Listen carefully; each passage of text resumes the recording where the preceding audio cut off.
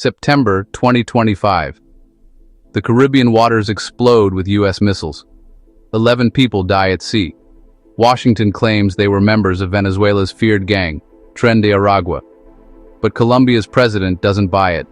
Gustavo Petro fires back, accusing the U.S. of state murder and calling for criminal charges against Donald Trump. This isn't just about a gang, it's about sovereignty, geopolitics, and power.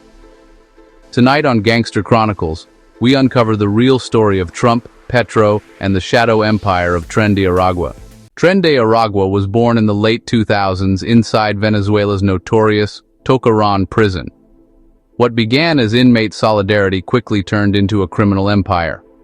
In prisons where the state had collapsed, gangs enforced order. They charged inmates taxes, controlled contraband, and even built internal economies, with nightclubs, swimming pools, and food stalls inside prison walls. From there, Tren de Aragua expanded outward. By the 2010s, Venezuela's economic crisis and mass migration became their opportunity. Smuggling routes turned into recruitment zones. Migrant shelters became hunting grounds. Over the years, the group spread its operations to Chile, Colombia, and other neighboring countries, and then more recently, to New York, Chicago, and the suburbs of Denver.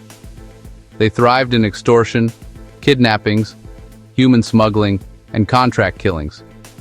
They weren't yet a super cartel, but analysts warned they were becoming Latin America's fastest-growing transnational gang. To understand the 2025 strikes, we need context. The U.S. has waged a war on drugs for decades, from Reagan's crack era to Plan Colombia in the 2000s.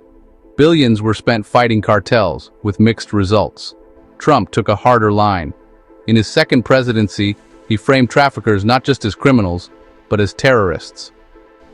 Using laws designed for wartime, he granted himself authority to launch unilateral strikes on suspected traffickers at sea.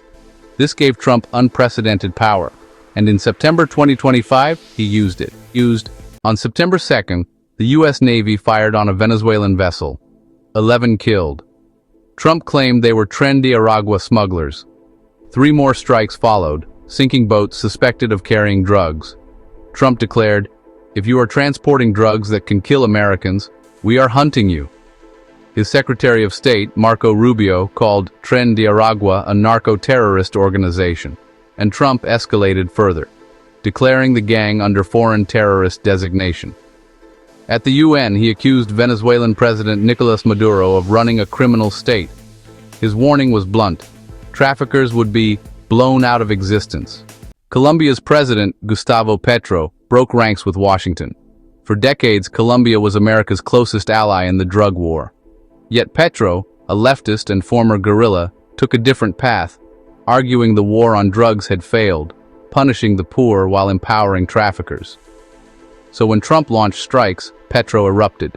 In his UN address, he thundered, "They said missiles were used to stop drug trafficking. That is a lie. Was it necessary to bomb unarmed poor young people?"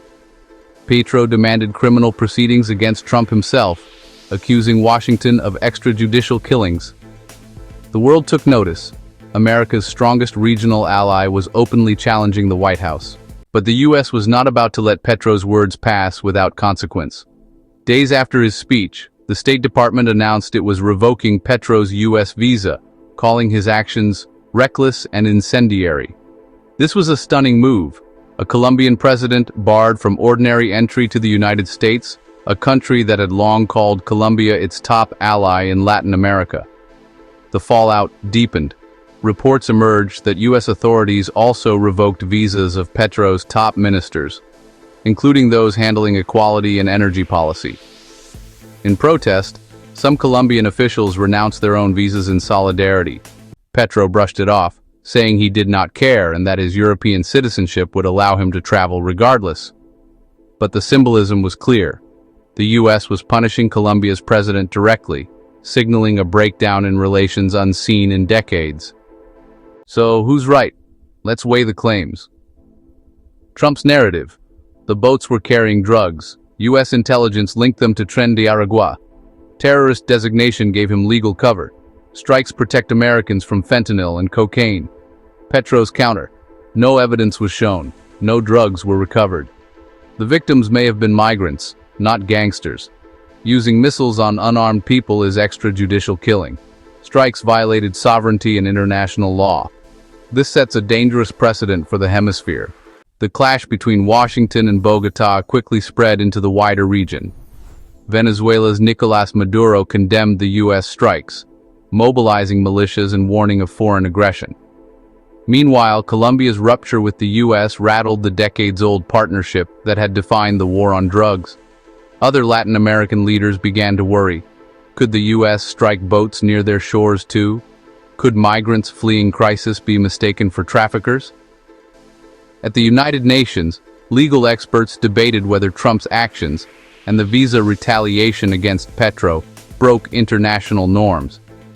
What began as a strike on one gang was now a test of sovereignty, law, and regional order. Trump says he's protecting Americans. Petro says he's killing the poor and breaking the law. Two leaders, two narratives, one hemisphere on edge. Who do you believe? Did the U.S. defend itself or cross a dangerous line?